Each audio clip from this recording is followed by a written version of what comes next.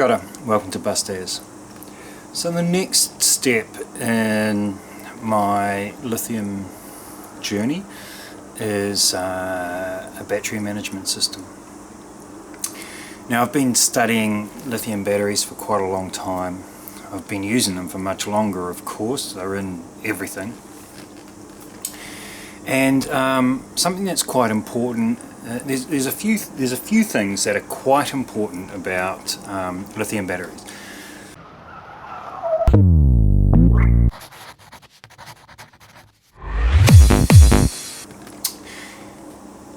You don't want the voltage to go too high in any cell. You don't want the voltage to go too low in any cell. And they have kind of a special charging profile, albeit very simple. So in terms of a battery management system, there are a few key things that I want it to do. I want it to have a low voltage cutoff, so that, and I don't mean like a traditional lead acid theory of saying, you know, once it gets below 10 volts, turn everything off. That's just not good enough.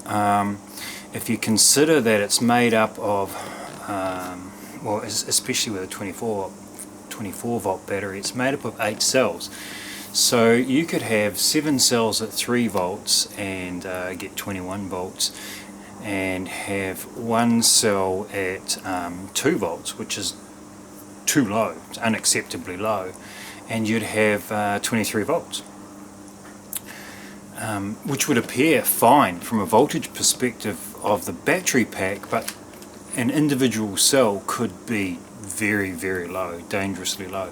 Likewise, at the other end of the scale, if one was too high, you wouldn't necessarily notice it in the pack voltage, in the overall battery voltage. So it's quite important to monitor the individual cells, each cell in it. Now, although I've got 24 cells, because they're paralleled together, they can be treated as a single cell. So I've got 8 cells or groups of cells that I need to monitor. So I want a battery management system that isn't just looking at the voltage, but it's actually looking at the voltage of each cell, and will turn stuff off if it gets too low. Now, likewise, I want it to look still at each cell and turn stuff off if it gets too high. So I'm thinking, it might be, say, for argument's sake, 3.5 volts. So I want it to be able to turn off charging if it gets too high. Now, I actually want both of those functions to be quite separate, because I don't want the battery to disconnect if it gets too high or gets too low. I just want it to disconnect from the appropriate part of the system. Now, by that I mean, if the voltage is too low, for argument's sake, I don't want the battery to disconnect from the charger. I want it to be able to charge. So I only want to disconnect the load circuit. And likewise, if the voltage, or once it's fully charged, I want to disconnect the charger, but I still want to be able to maintain a load on it. So it needs to be separated so that I can correct the situation by using either adding load or adding charge. So that's the first two functions. Now, obviously I want to know how much charge I've got, so it needs to be monitoring the overall current going in or out of the battery, and that's quite easily done with a little shunt resistor. Now I want to, and in particular because it appears I've probably got grade B cells, I want to be able to actually balance the cells, and so I want the system to think, well, if this cell's getting a bit high but all of the others aren't, then maybe I want to back that cell off a little bit, or if this cell's getting a bit low and all the others are fine, then I want to bring that cell up. So I want it to manage the relative charge of each cell.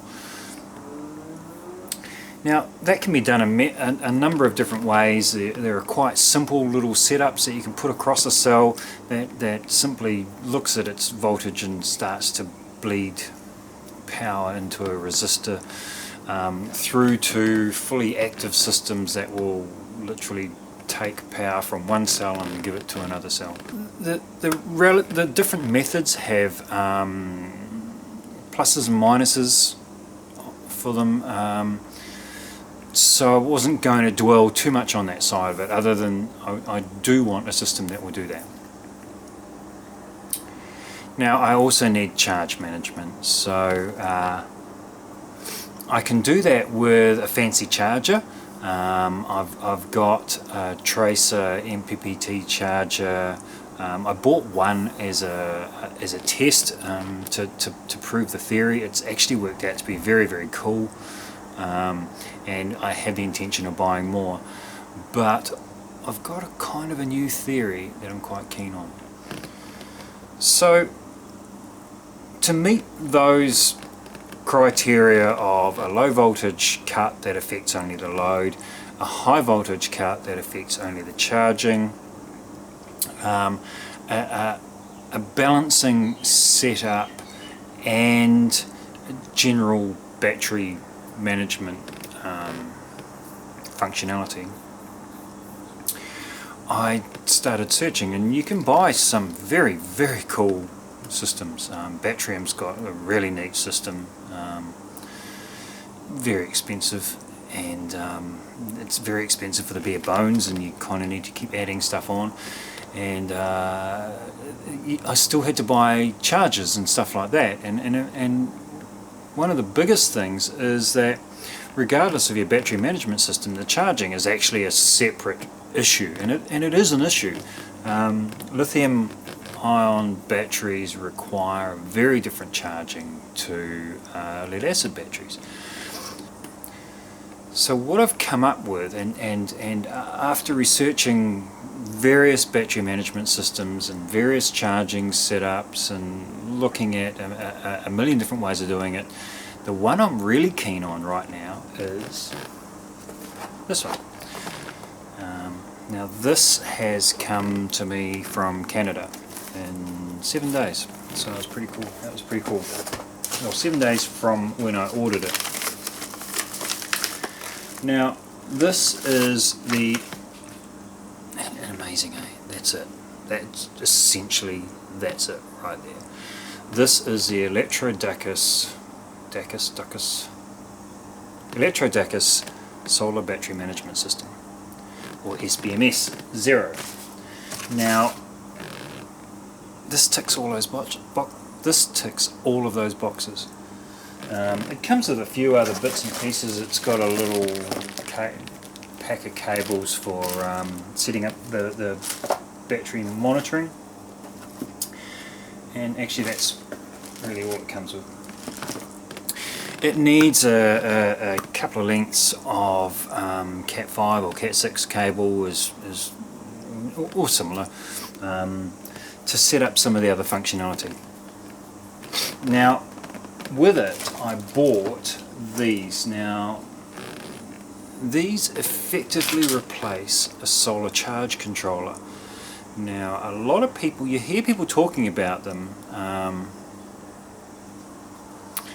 There are two most common solar charging setups. There's PWM, or pulse width modulation, and that is a theory that it turns things on and off really quickly, and it's good for dimming, it's good for controlling electric motors, and it's not bad for solar power.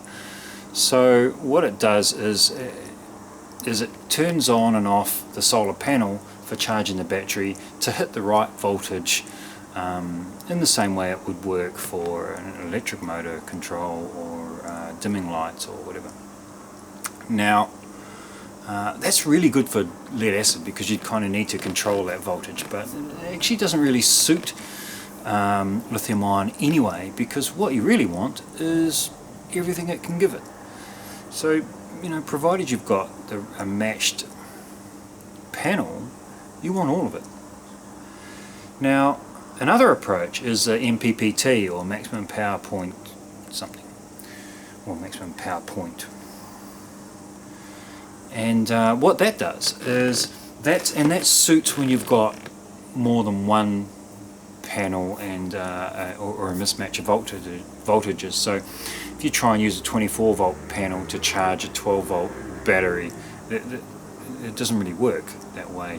So an MPPT charger takes that 24 volts and converts it essentially to 12 volts. Now, in a way that makes it, and I'm not going to really get into too much of the detail on that. There are plenty of videos if you really want to know how that works, but the guts of it is that makes it possible to use high voltage to charge a battery, which makes it more efficient in charging.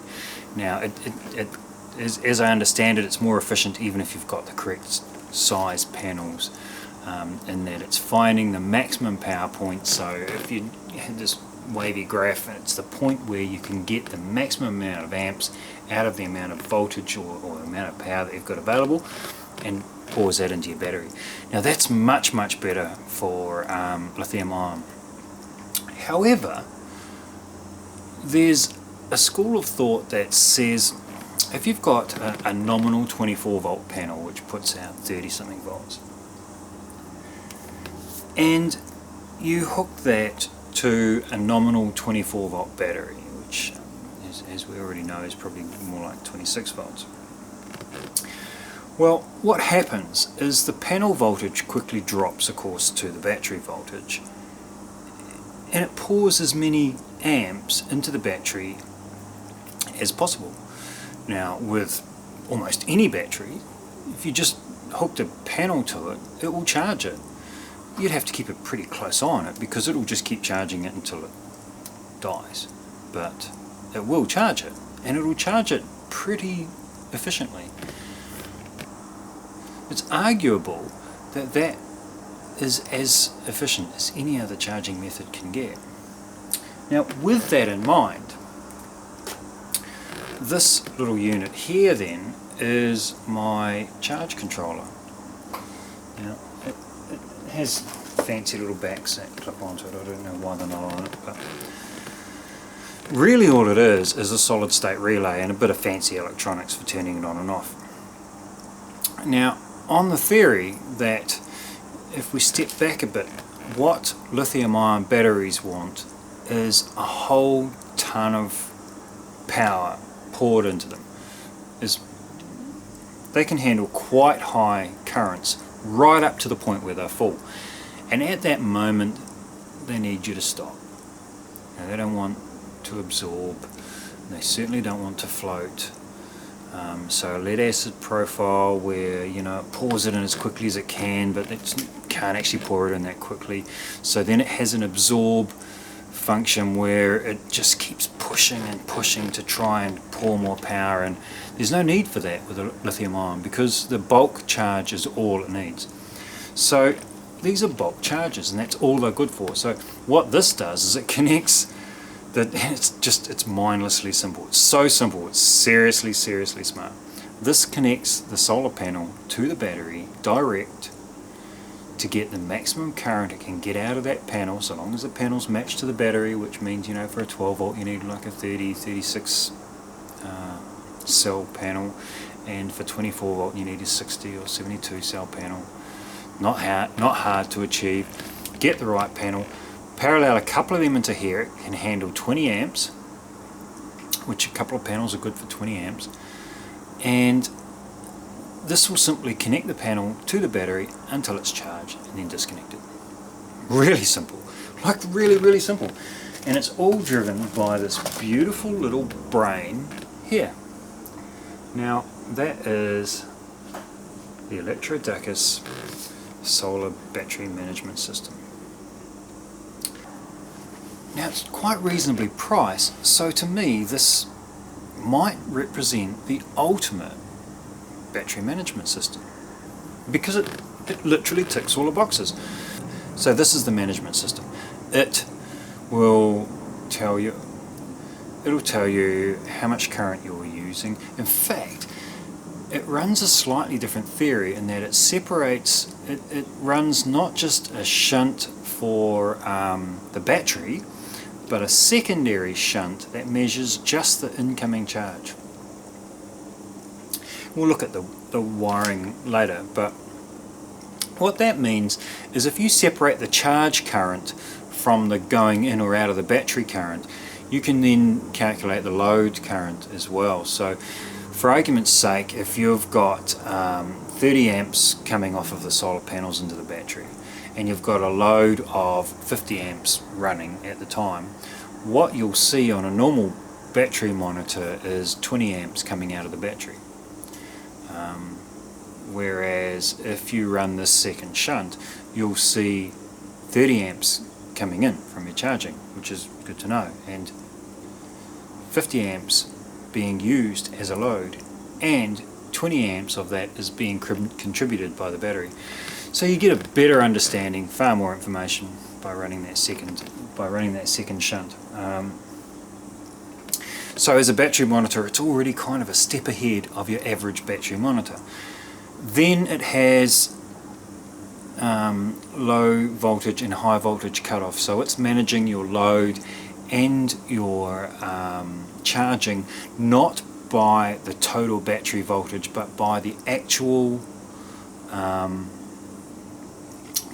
cell voltage. Now, obviously that's a safer situation than kind of the guesswork involved around using total pack voltage. But in order to keep your pack safe, you wouldn't run your pack voltage too high. You might charge to, in a 12 volt battery, you might charge to say 13 volts or 13.6 or something like that, you know, whereas if you knew that no individual cell was getting overcharged, you could go much higher than that. So you have the potential to get the best out of your pack whilst keeping it safe. So this is also a solar charge controller. Now the cheap one from AliExpress, the cheap one I got from AliExpress was I think $200 or something like that, a little over $200.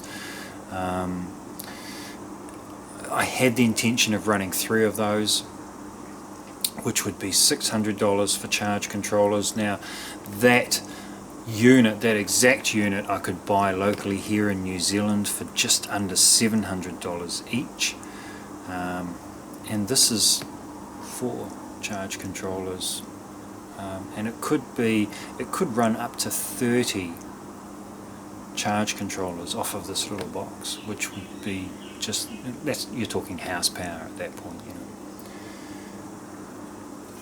for less than the price of essentially one in New Zealand. So in terms of the load control, it could talk to an example would be a Victron Battery Connect, which I'll probably buy, or something similar to that, to enable it to turn on and off my DC loads. It can talk directly to my inverter, and it can turn my inverter on and off. It can also talk to a lot of MPPT charge controllers. So if you're really keen on one of those, or you've already got them, then if they've got a remote functionality built into them, then they can turn them on and off. If they haven't, then even then it's still quite simple. You just use one of these and disconnect the panels from the charge controller, which essentially turns the charge controller off. So it can handle all of those functions and turn all of it on and off. If you're looking to use alternator charging, lithium-ion and alternators are not really good friends. You could run it through a DC to DC charger, which probably would give you the best experience. Starts getting very expensive. It can turn that on and off. If you've got a house charger with any sort of remote, the ability to turn that on and off, it can do that too. You can hook up a thermistor to it so that it can measure temperature. So you can measure your pack temperature, and if it were too high or something, it could stop charging, or if it were too low, it could stop charging, particularly if you were in a very cold area where it was likely to get below 0. It could make sure that you don't attempt to charge your batteries below 0, which of course lithium-ion don't want to do that. I haven't got a thermistor. They're like cents, you know, they're cheap, and I can hook one up, but I didn't go that way. I did go for the Wi-Fi version, so this creates its own little Wi-Fi network to enable remote viewing of all the functionality and stuff like that, and it has a micro USB output. Because it data logs, so it data logs every 2 minutes. It's got enough onboard space, I think, for about a year, and you can export those data logs. Hey. Yeah. So that's really just a quick video to show off this new toy.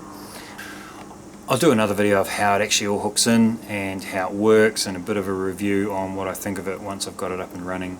I'll probably actually do some tests running it alongside my MPPT controller and just see how it works out from an efficiency point of view, but dollar wise it's unbeatable and it ticks every box. So thanks for watching.